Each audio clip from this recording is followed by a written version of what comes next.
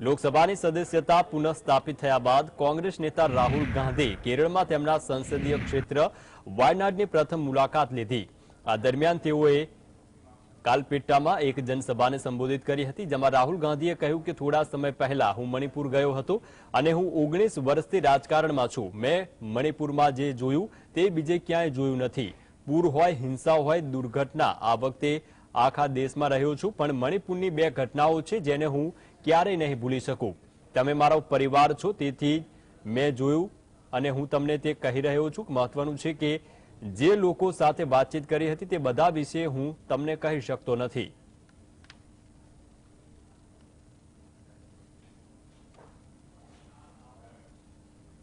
વડાપ્રધાન નરેન્દ્ર મોદીએ મધ્યપ્રદેશના સાગર જિલ્લામાં કવિ અને સમાજ સુધારક સંત રવિદાસને સમર્પિત 1000 કરોડ રૂપિયાના મંદિર કમ મેમોરિયલનો શિલાન્યાસ કર્યો, જેમાં તેમણે લોકોને સંબોધિત કરતી વખતે કહ્યું કે ગરીબોની પીડા સમજવા માટે મારે પુસ્તકો શોધવાની જરૂર નથી। વધુમાં તેમણે કહ્યું કે કોવિડ મહામારી દરમિયાન મેં નક્કી કર્યું હતું કે ગમે તે થાય, હું મારા ગરીબ ભાઈ અને બહેનોને ખાલી પેટ નહીં સૂવા દઉં। હું સારી રીતે જાણું છું કે ભૂખ્યા રહેવાનું દુઃખ શું હોય છે। હું જાણું છું કે ગરીબનું સ્વાભિમાન શું છે। હું તમારા પરિવારનો સભ્ય છું। તમારી ખુશી અને દુઃખ સમજવા માટે મારે કોઈ પુસ્તકો શોધવા જવાની જરૂર નથી।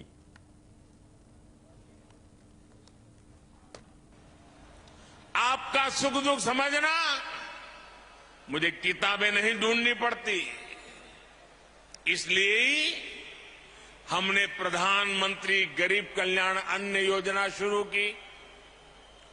80 करोड़ से ज्यादा लोगों को मुफ्त राशन सुनिश्चित किया और आज देखिए हमारे इन प्रयासों की तारीफ पूरी दुनिया में हो रही है।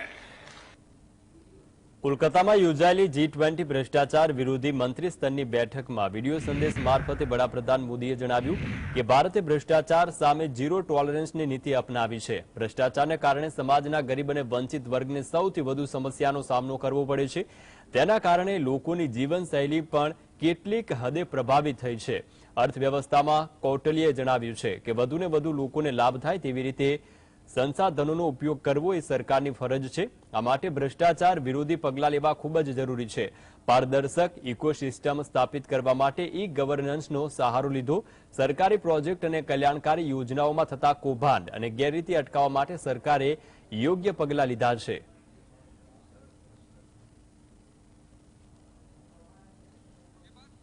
Friends, the impact of corruption is felt the most by the poor and the marginalized. It affects resource utilization. It distorts markets. It impacts service delivery. And ultimately, it diminishes people's quality of life. India has a strict policy of zero tolerance against corruption. વડાપ્રધાન નરેન્દ્ર મોદીએ શનિવારે video conferencing દ્વારા પ્રાદેશિક પંચાયતી રાજ પરિષદ કાર્યક્રમમાં ભાગ લીધો।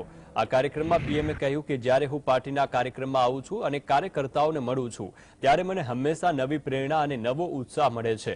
વધુમાં તેમણે કહ્યું કે હું હંમેશા માનતો આવ્યો છું કે પૂર્વી ભારતમાં એક મજબૂત સ્તંભ બનવાની, દેશમાં વિકાસનું એક મજબૂત એન્જિન બનવાની સંપૂર્ણ ક્ષમતા છે। ત્યાં કુદરતી સંસાધનોનો વિપુલ માત્રામાં છે અને આપણા ઘણા તેજસ્વી, મહેનતુ અને ગતિશીલ નાગરિકો પણ ત્યાં રહે છે। દેશ આજે પૂર્વી ભારતના તમામ પ્રતિનિધિઓને મળવું અને તેમની સાથે વાત કરવી એ પોતાનામાં ખૂબ જ મહત્વપૂર્ણ બની જાય છે।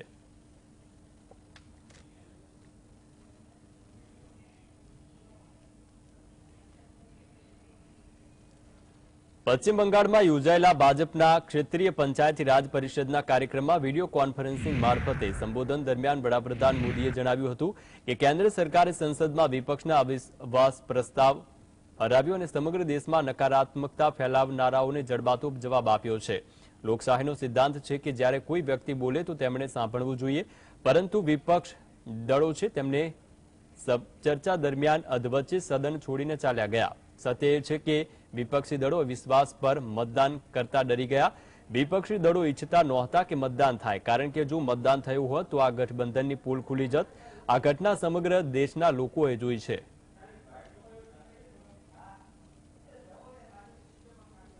आपने देखा है कि हमने संसद में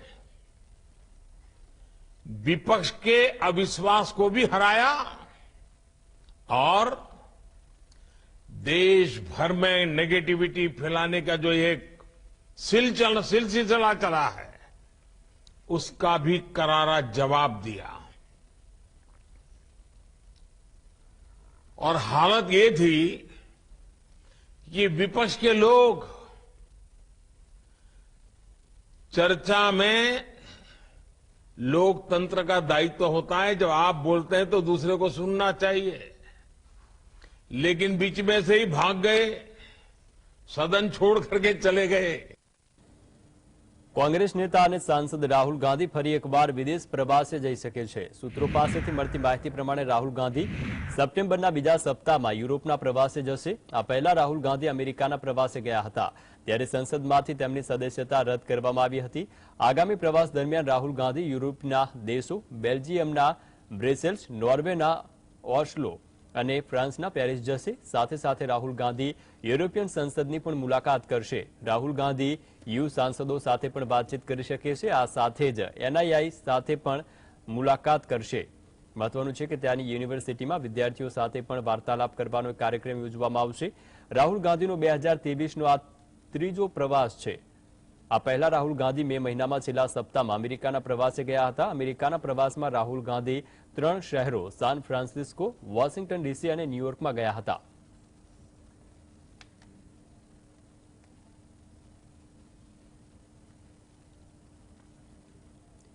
સંસદના બંને ગૃહોમાં પસાર થયા બાદ રાષ્ટ્રપતિએ દિલ્હી સેવા બિલને મંજૂરી આપી છે. આ સાથે જ 19 મેના રોજ બહાર પાડવામાં આવેલ વટહુકમ હવે કાયદો બની ગયું. અગાઉ દિલ્હી સરકારે વટહુકમને સુપ્રીમ કોર્ટમાં પડકાર્યો હતો. હવે સુધારેલા કાયદાને પડકારશે. દિલ્હી સેવા બિલને સંસદમાં ચોમાસુ સત્રમાં રજૂ કરવામાં આવ્યું હતું. આ બિલ 3 ઓગસ્ટના રોજ લોકસભામાંથી પસાર થયું, જ્યારે 7મી ઓગસ્ટે ખરડો ઉપલા ગૃહમાં પસાર કરવામાં આવ્યો હતો. આમ આદમી પાર્ટીની અપીલ પર વિપક્ષી ઇન્ડિયા ગઠબંધનમાં સામેલ તમામ રાજકીય પક્ષોના સાંસદ સભ્યોએ બિલની વિરુદ્ધમાં મતદાન કર્યું. કોંગ્રેસ પણ આ બિલના વિરુદ્ધમાં હતી. રાજ્યસભામાંથી બિલ પાસ થયા બાદ દિલ્હીના સીએમ અરવિંદ કેજરીવાલે તેને ભારતીય લોકશાહી માટે કાળો દિવસ ગણાવ્યો. કેજરીવાલે દાવો કર્યો હતો કે આ બિલ દિલ્હીની ચૂંટાયેલી સરકારને કામ કરવા દેશે નહીં.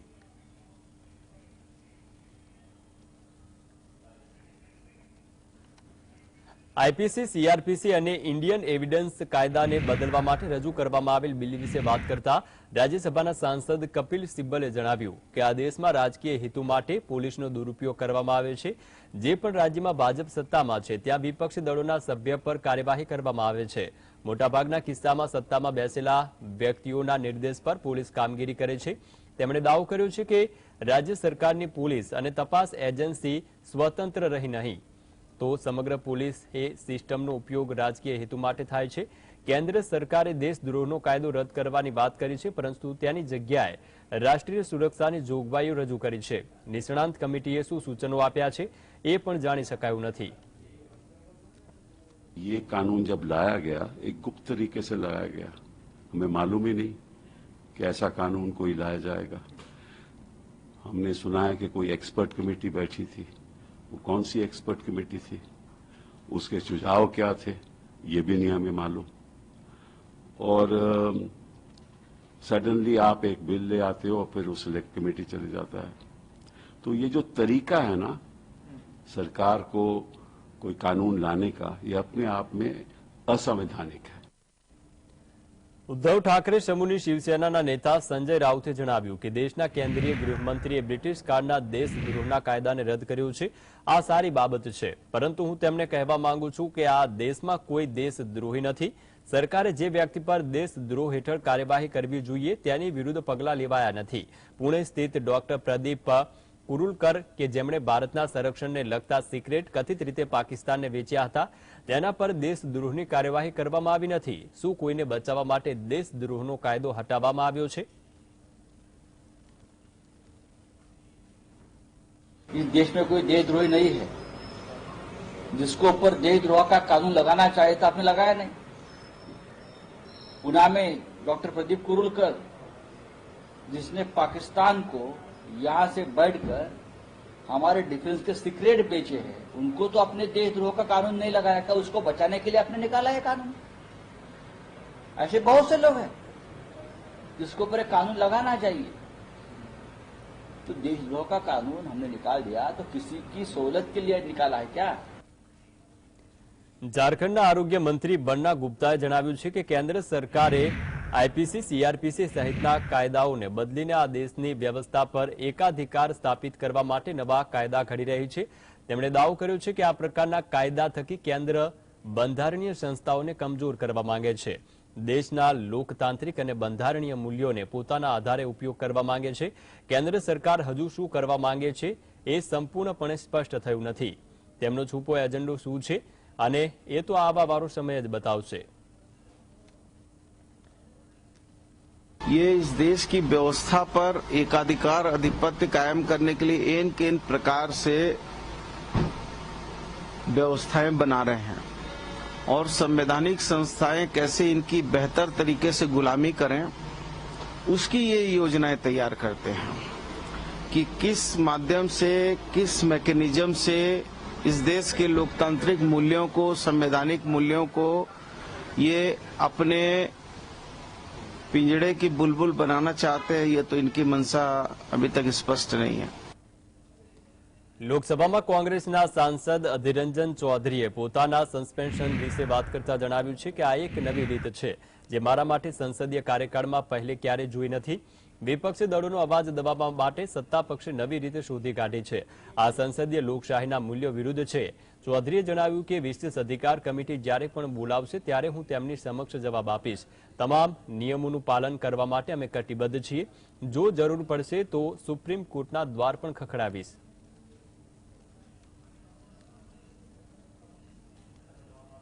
There is a deliberate design by the ruling party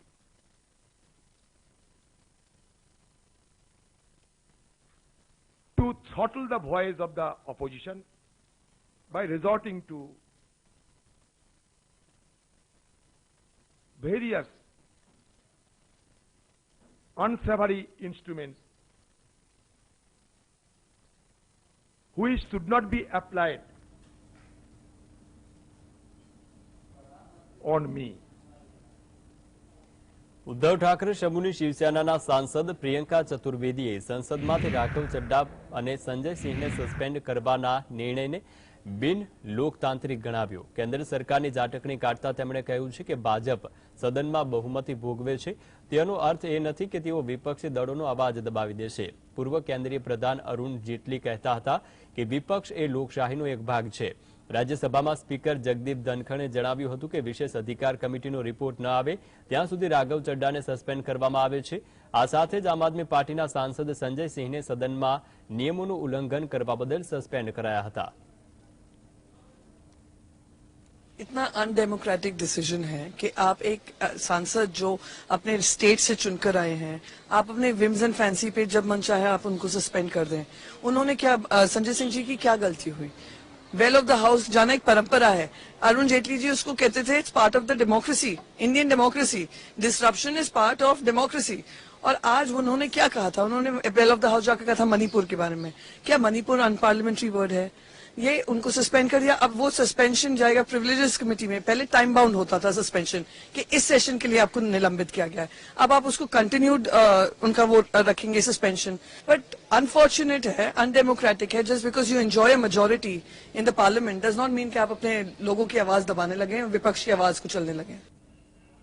આમ આદમી પાર્ટીના નેતા રાઘવ ચડ્ડાએ રાજ્યસભામાંથી સસ્પેન્ડ કરવામાં આવ્યા હતા। રાઘવ ચડ્ડાએ સંસદ સભ્યપદ સસ્પેન્ડ કર્યા બાદ તેમનું ટ્વિટરનું બાયો બદલી નાખ્યું છે। તમને જણાવી દઈએ કે આ પહેલા રાઘવ ચડ્ડાએ પોતાના ટ્વિટર હેન્ડલ પર પોતાના બાયોમાં એમપી લખ્યું હતું, જે બાદ બદલીને સસ્પેન્ડેડ એમપી કરી નાખ્યું છે। રાઘવ ચડ્ડાનું સસ્પેન્શન એક ગૃહના નેતા પિયુષ ગોયલ દ્વારા રાષ્ટ્રીય રાજધાની પ્રદેશ સુધારા બિલ 2023 માટે છે। તો હાલ રાઘવ ચડ્ડાએ આરોપોને નકારી કાઢ્યા છે અને કહ્યું છે કે શાસક પક્ષે તેમને નિશાને બનાવ્યા છે, કારણ કે તે સ્વીકારી શકાતું નથી કે 34 વર્ષીય સાંસદે તેના સૌથી ઊંચા નેતા પર હુમલો કર્યો. ઉલ્લેખનીય છે કે આપ સાંસદ રાઘવ ચડ્ડાને નિયમોના ઘોર ઉલ્લંઘન, ગેરવર્તણૂક, અનાદરપૂર્વક વલણ અને તિરસ્કારભર્યા વર્તન માટે વિશેષ અધિકાર સમિતિના અહેવાલને બાકી રાખવા માટે રાજ્યસભામાંથી સસ્પેન્ડ કરાયા હતા.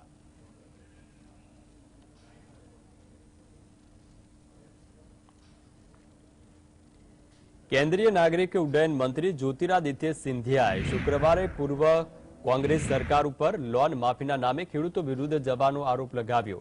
સિંધિયાએ ભીંડ જિલ્લાના લહરમાં આયોજિત લાડલી લક્ષ્મી બહના સંમેલનમાં સંબોધિત કરતા વાત કહી. કોંગ્રેસ પર પ્રહાર કરતા તેમણે આરોપ લગાવ્યો કે જ્યારે મધ્યપ્રદેશમાં છેલ્લી વખત વર્ષ 2018માં કોંગ્રેસની સરકાર બની ત્યારે ઘણા વચનો આપવામાં આવ્યા હતા, પરંતુ બંને નેતાઓ કમલનાથ અને દિગ્વિજયસિંહે મધ્યપ્રદેશના લોકો માટે કંઈ કર્યું નથી.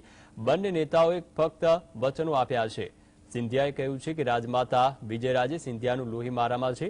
પ્રદેશના ખેડૂતો, બહેનો, માતાઓ અને યુવાઓ સાથીઓ સાથે કોઈ વચનનો ભંગ કરે છે તો તે ખતમ કરવાનું કામ પણ સિંધિયા પરિવારનું છે.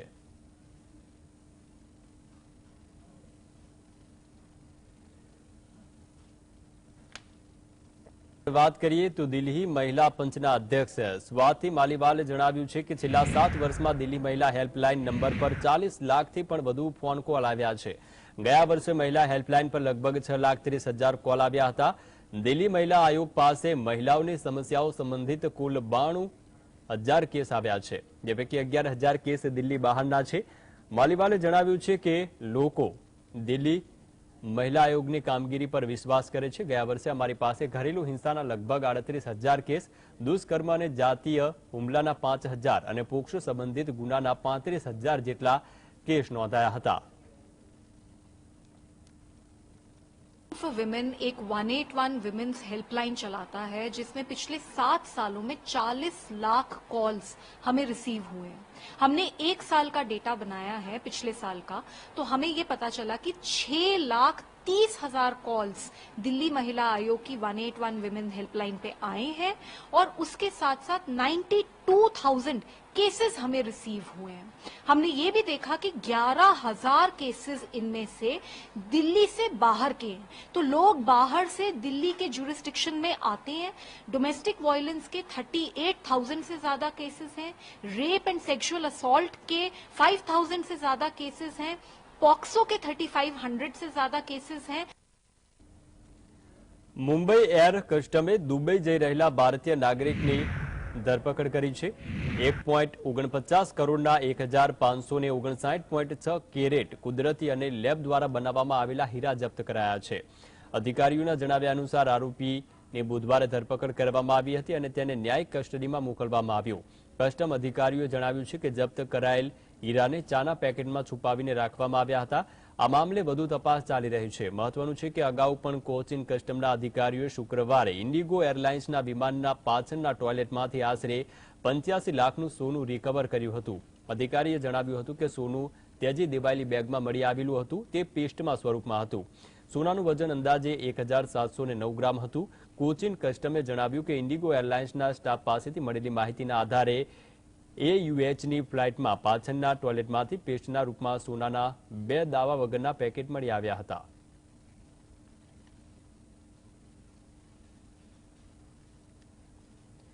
આયુષ્યમાન ભારત યોજનાને લઈને હરિયાણાના મુખ્યમંત્રી મનોહરલાલ ખટ્ટરે મોટી જાહેરાત કરી છે. મુખ્યમંત્રીએ જાહેરાત કરતા કહ્યું છે કે 3 લાખ સુધીની વાર્ષિક આવક ધરાવતા પરિવારોને આયુષ્યમાન ભારત યોજનાનો લાભ મળશે. લોકો 1,500 જમા કરાવીને યોજનાનો લાભ લઈ શકશે. 15 ઓગસ્ટ પહેલા મુખ્યમંત્રી મનોહરલાલ ખટ્ટરે દિયાના લોકોને મોટી ભેટ આપી છે. સીએમ ખટ્ટરે જાહેરાત કરી છે કે હવે ₹1,80,000 થી ₹3 લાખની વાર્ષિક આવક ધરાવતા પરિવારોને પણ આયુષ્યમાન ભારત યોજનાનો લાભ આપવામાં આવશે. 15 ઓગસ્ટથી આ યોજના હેઠળ કાર્ડ બનાવવા માટે એક પોર્ટલ ખોલવામાં આવશે. રાજ્યના 30 લાખ પરિવારો આ યોજનાનો લાભ લઈ રહ્યા છે. હવે 8 લાખ વધુ પરિવારો આ યોજનામાં જોડાશે. સીએમ ખટ્ટરની જાહેરાત બાદ હરિયાણામાં આવું કરનાર દેશનું પ્રથમ રાજ્ય બની ગયું છે. હરિયાણામાં આવતા વર્ષે વિધાનસભા ચૂંટણી છે. તે પહેલા ભાજપે મોટી જાહેરાત કરી છે. તેનાથી સરકારને ફાયદો થઈ શકે છે. જો કે અન્ય પણ ઘણા મુદ્દાઓ છે બેરોજગારી જેવા, જે પણ સરકાર સામે ઊભા છે.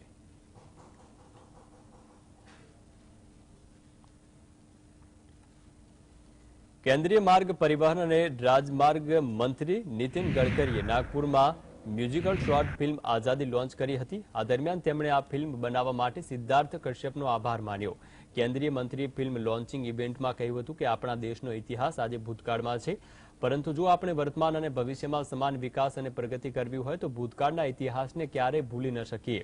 વધુમાં તેમણે કહ્યું કે ઇતિહાસ વિશે કહેવાય છે કે ઇતિહાસ લોહી, પરસેવા અને બલિદાનથી લખાય છે, પરંતુ વસ્તુઓ તે ખૂબ જ ઝડપથી ભૂલી જતી હોય છે. મહત્વનું છે કે આ આપણી સૌથી મોટી સમસ્યા છે. આપણા દેશમાં ઇતિહાસમાં આઝાદી મેળવ્યા બાદ દેશ માટે બલિદાન આપનાર ક્રાંતિકારી અને દેશભક્તોને યાદ કરીશું તો ભવિષ્યમાં દેશ માટે કંઈક કરવાની પ્રેરણા મળશે. और हमारी सबसे बड़ी समस्या ये है कि बहुत जल्दी किसी भी बात को भूल जाना, ये हमारा मानवीय स्वभाव हुआ है.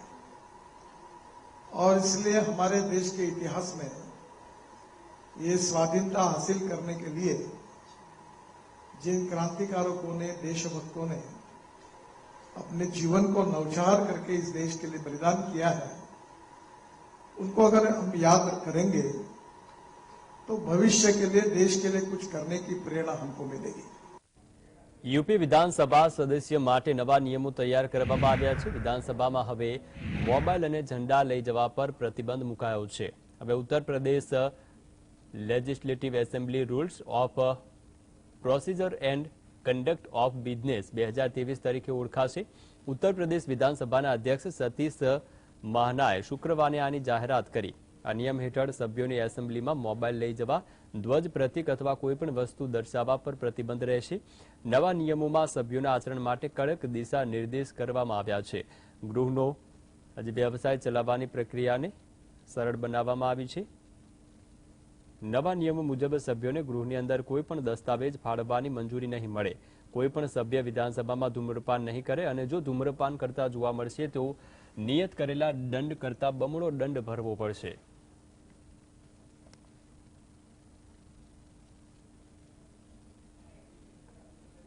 અયોધ્યામાં રામ મંદિરનું નિર્માણ કાર્ય પૂરું થયા બાદ મંદિરને લોકો માટે ખુલ્લું મૂકવામાં આવશે. ત્યારે આજે સમયે મોટી સંખ્યામાં ભક્તોની હાજરીની સંભાવનાને પગલે તૈયારીઓ શરૂ કરવામાં આવી છે. શ્રદ્ધાળુઓની અયોધ્યા યાત્રાને યાદગાર અને વિશ્વ કક્ષાની સુવિધાઓ પૂરી પાડવા માટે અયોધ્યા વિકાસ સત્તા મંડળ દ્વારા અયોધ્યામાં સરયુ નદીના ગુપ્તાર ઘાટ પાસે 75 એકરથી વધુના વિસ્તારને શ્રી રામચરિત માનસ અનુભવ કેન્દ્ર તરીકે વિકસાવવામાં આવશે.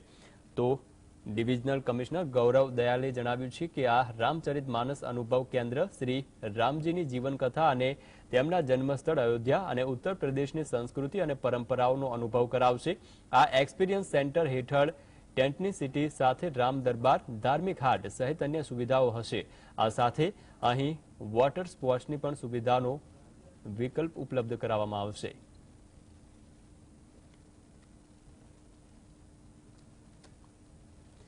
સ્વતંત્રતા દિવસ નિમિત્તે પંજાબમાં ભગવંત માન સરકારે પ્રદેશમાં વધુ 76 મોહલ્લા ક્લિનિક ખોલવાનો નિર્ણય કર્યો છે. રાજ્યના આરોગ્ય પ્રધાન ડોક્ટર બલબીરસિંહે જણાવ્યું છે કે પ્રદેશમાં 40 સરકારી હોસ્પિટલો પણ અપગ્રેડ કરવામાં આવશે. વર્તમાન સમયમાં રાજ્યમાં કુલ 583 મોહલ્લા ક્લિનિક કાર્યરત છે, જેમાં 73 ક્લિનિકનો વધારો થશે. સ્વતંત્રતા દિવસ બાદ પંજાબમાં કુલ મોહલ્લા ક્લિનિકની સંખ્યા 659 થઈ જશે.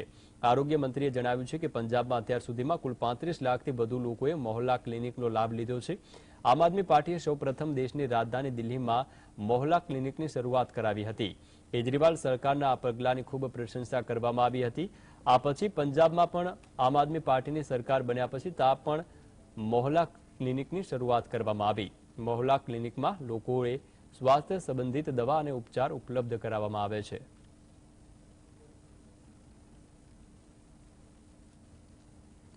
હવામાન વિભાગે ઉત્તરાખંડમાં આગામી 2 દિવસ 12મી અને 13મી ઓગસ્ટના રોજ રેડ એલર્ટ જાહેર કર્યું છે.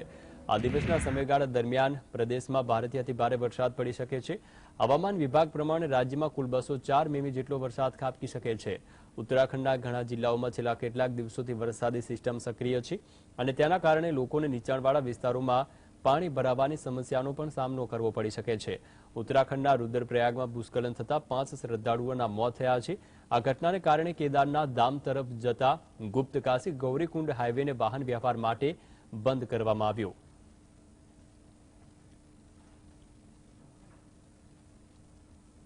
ભારતીય વાયુસેનાની ગરુડ વિશેષ દળોએ જમ્મુ કાશ્મીરમાં અનેક સ્થળો પર સૈન્ય અભ્યાસ શરૂ કર્યો. કેન્દ્ર શાસિત પ્રદેશમાં આતંકી પ્રવૃત્તિઓને ડામવા માટે આ કાર્યવાહી હાથ ધરાઈ છે. આ વિશે વાત કરતા ગરુડ વિશેષ દળના કમાન્ડરે જણાવ્યું કે ગરુડ દળની ટુકડી વર્ષ 2007થી જમ્મુ કાશ્મીરમાં કાર્યરત છે.